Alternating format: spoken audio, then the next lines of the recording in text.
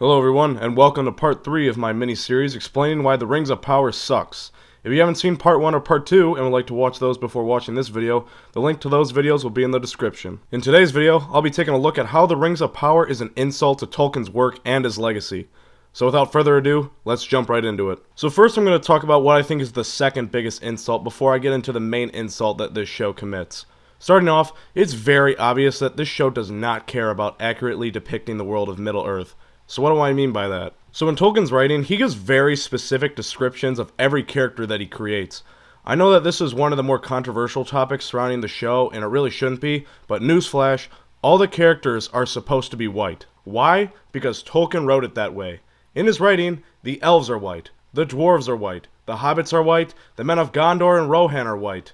You get the point. There's no black elves, no black dwarves, no Indian women anywhere in Tolkien's work. Why did he write it this way? Because Tolkien wrote his stories to be a sort of pseudo-mythology for England, and newsflash, the English ethnicity is white. The only exception that I know of this is the men in the very south of Middle-earth, the ones loyal to Sauron, are said to have had slightly darker, more southern European, Mediterranean look. We actually see this on display in the Lord of the Rings films, but besides that, everybody should be Northern European, pale, white. This show also goes to the liberty of rewriting some of Tolkien's characters, changing his lore, and introducing things that he never would have written. For example, this is not Galadriel the way she is supposed to be. This is. I've never read the Silmarillion, but supposedly Gandalf is not even supposed to be alive at this point in the timeline. Also, for the love of God, you can't tell me to take this show seriously when you have women fighting in war. Women in history have never fought in war and never should.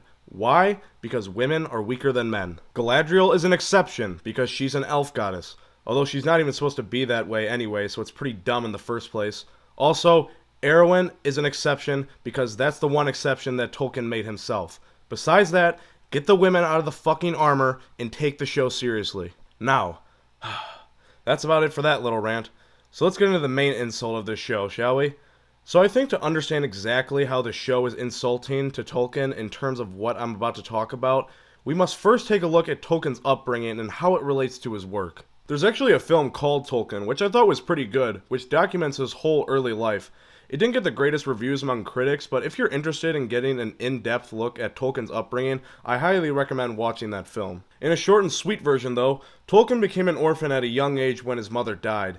He lived in an orphanage but received good schooling, however, and quickly discovered a passion for mythology, fantasy, and language. After finishing his studies at the University of Oxford, Tolkien enlisted in the British Army to serve his country in World War I.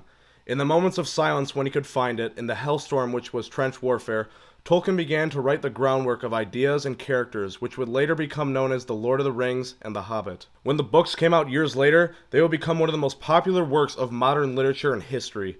Not only were people so attracted to the world of Middle-earth, but they were also very emotionally struck by the stories and the themes. In his work, Tolkien teaches the necessity of bravery, the value of companionship, learning to serve a higher purpose, and of course, the idea that even the smallest man can change the course of history. Years later, Tolkien's work was so beautifully adapted to the screen by Peter Jackson, which helps bring his stories into the hearts and minds of so many more.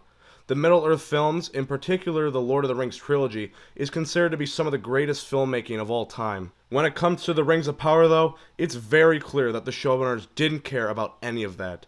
Nowhere in this show can you feel the spirit of Tolkien. Nowhere in this show can you find any of the themes that were so apparent in Tolkien's work. This is not the high art of which we've been accustomed to in Middle-earth. This is an example of a company buying off a major IP and someone else's life work for the sole purpose of making money. And I think that that's the biggest insult of them all. If you enjoyed this video, make sure to leave a like, subscribe, and turn on notifications so you'll be notified when I post my next video.